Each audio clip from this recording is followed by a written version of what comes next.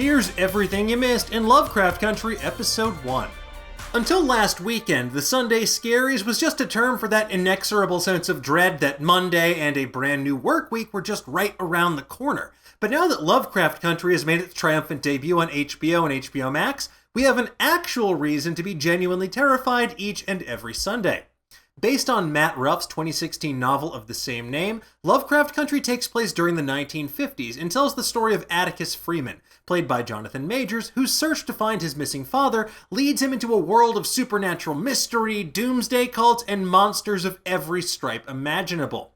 Jam-packed with literary references, Easter eggs, and historical deep cuts, the show smartly shines a light on the horrors of which mankind is capable of through racist systems of power like Jim Crow laws and sundown towns, as well as the Lovecraftian nightmare creatures for which the show is ostensibly named, which is doubly fitting considering Lovecraft himself was a huge racist.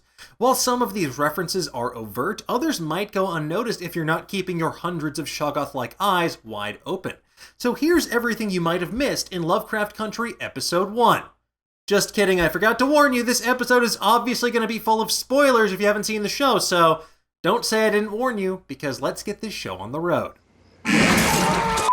The episode begins with the kind of vivid fever dream it feels like we've all been having in spades while cooped up during quarantine. It's one filled with war, alien invasions, Martian princesses, monsters, and of course Jackie Robinson going full Negan on Cthulhu, while old-timey voiceover from the 1950 movie The Jackie Robinson Story plays in the background.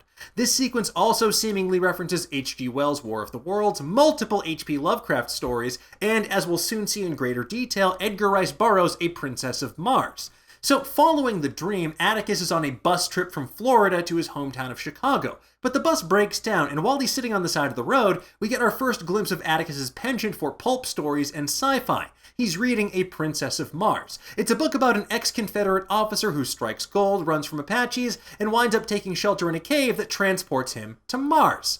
It parallels Atticus's own story. He's a Korean War veteran who will soon find himself on the run and transported to a place unlike anywhere he's ever been before. But moving forward to Uncle George's bookshop, we have several references contained in a single scene. As mentioned earlier in the episode, George and his wife Hippolyta published the Safe Negro Travel Guide. It's a guidebook to let black travelers know where they can find safe harbor, meals, and lodging while on the road, especially in the Jim Crow South. And while this version is fictional, it's based on a very real book, the Negro Motorist Green Book, which was published from 1936 to 1966 by New York City mailman Victor Hugo Green. And for more on the real history of that book, head over to Nerdist.com. I'll put a link in the description below as well.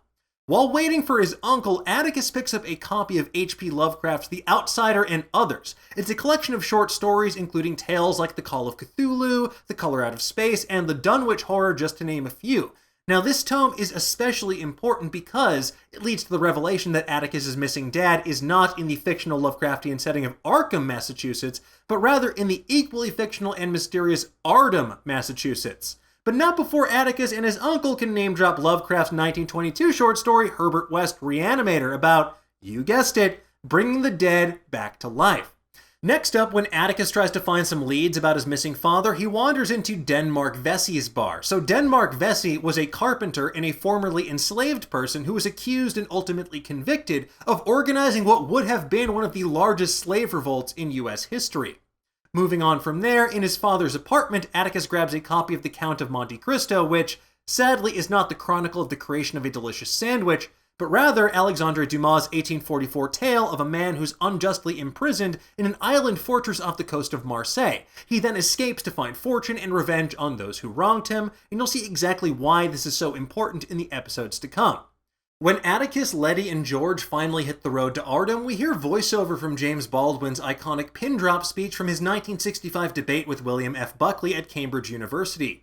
Also during this sequence, as noted by Twitter user Meechdoodle, several shots are direct nods to Gordon Parks' photography, including the shot of the woman and child standing in front of the colored entrance, and the people standing in front of a billboard for the American Way.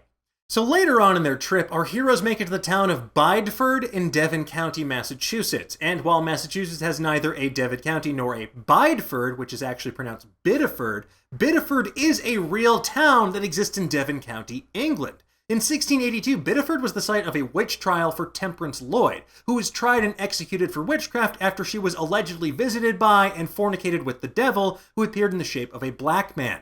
And these witch trials in Bideford were supposedly the final recorded witch trials and witch hangings in all of England. Let's move on to the woods of Bideford, shall we? Feels weird to say it. But if you thought those creatures in the woods of Bideford looked familiar, you may have been reading At the Mountains of Madness, or you may remember versions of them from the beginning of the show. Those many-eyed murder monsters are Shoggoths. They're Lovecraftian creatures who made their debut in that aforementioned short story. But as for their sensitivity to light and what happens when they bite you, well, as Uncle George reminds us, the clues may lie within Bram Stoker's Dracula. No word yet on if Shoggoths are garlic-averse, but they clearly do not need an invitation to get all up in your personal space. And those were all the Easter eggs and references we spotted in the first episode of Lovecraft Country, and after this explosive premiere, we're going to be watching next week's episode with even sharper eyes. And if you want to dive even deeper into the book itself, make sure you tune into Nerdist Book Club this Wednesday at 5 p.m. Pacific right here on Nerdist YouTube channel. But in the meantime, tell me, what did you think of Lovecraft Country's premiere? Did you like it? Are you going to watch more? Did you spot any references that we missed? Let's discuss in the comments below, and for even more deep dives into this episode and the real history behind the series, make sure you check out our ever-growing collection on Nerdist.com.